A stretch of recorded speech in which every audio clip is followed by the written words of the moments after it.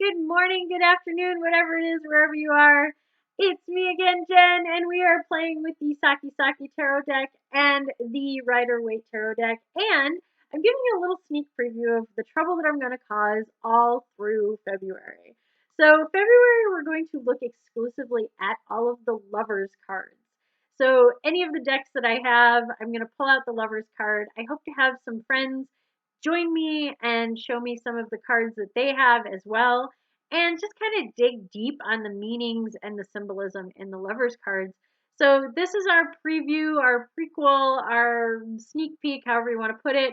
And also we're looking at the two cards side by side again.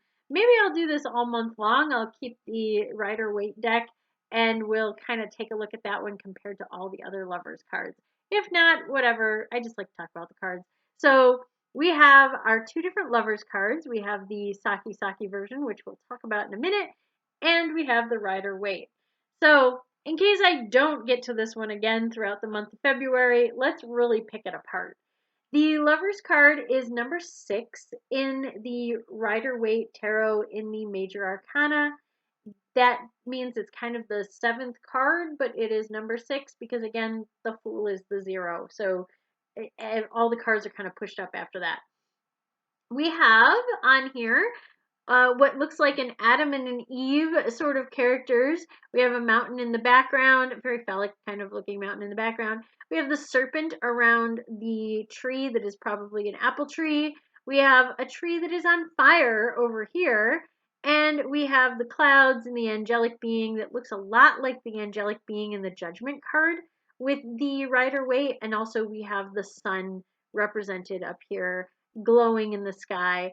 This is actually kind of a positive card, but you have to look at it in a couple of different ways so that you get the full scope of the meaning, shall we say.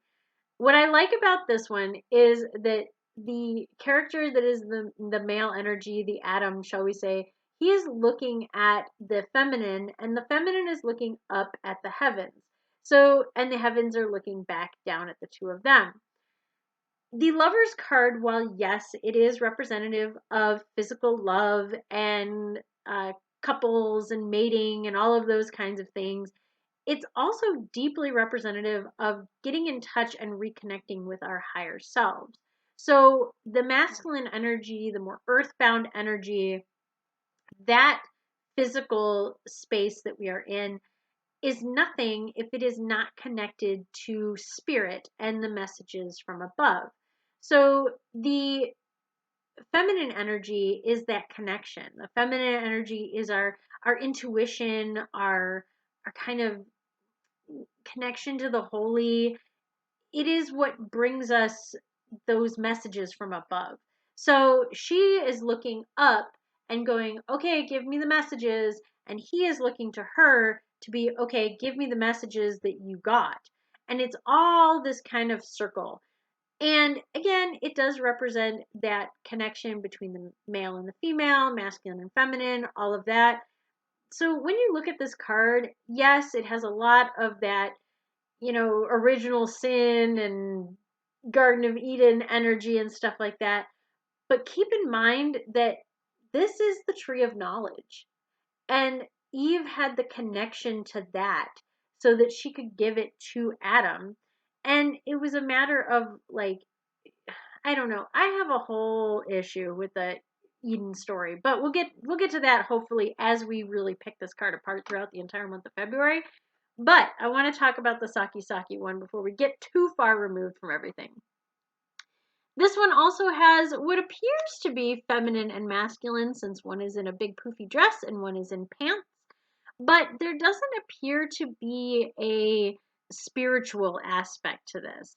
The faces are kind of two different colors, which is interesting because to me, that's representative of them having kind of both energies within them both, which is cool.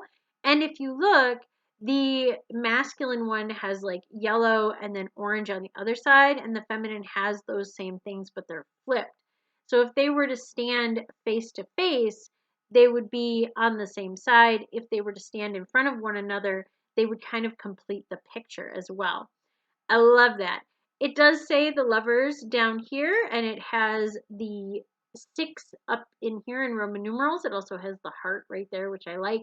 And it has the Gemini symbol, the 2 symbol down here, which again, Gemini doesn't just represent the twins. It represents kind of that the story of we were all once one and then we were split. So we were two-headed, four-armed, four-legged creatures, which were then parted from one another and are forever trying to come together again.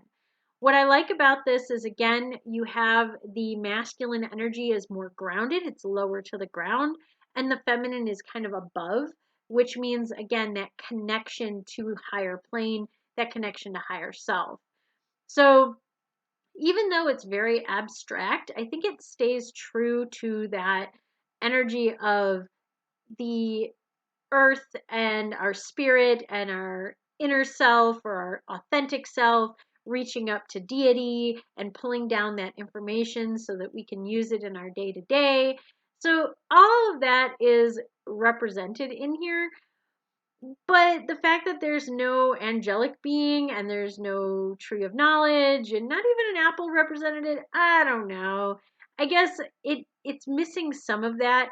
It also does feel very much to be a lover's card that's about lovers in the human sense of the word, where like they're connected. It is a man and a woman and they're dancing, and it's about kind of finding your true love and all of those kinds of things. I don't know. I just feel like it's a little too earth based and doesn't connect enough to what the traditional lover's card is, with the connection to higher self and being and kind of loving yourself as well and loving the choices you make. But that was our little sneak peek into what we're going to do all February, and also closing out the comparison between the Sakki Sakki deck and the Rider-Waite. I hope you guys like this. Let me know in the comments if it's something that you want to see me do again, or if you liked it better when I just picked apart one deck of cards at a time. I don't know. I just like looking at the cards and I like sharing this information with you guys, and I hope you enjoy it too. Until next time, stay safe, stay healthy, stay happy, and I'll see you again soon. Bye!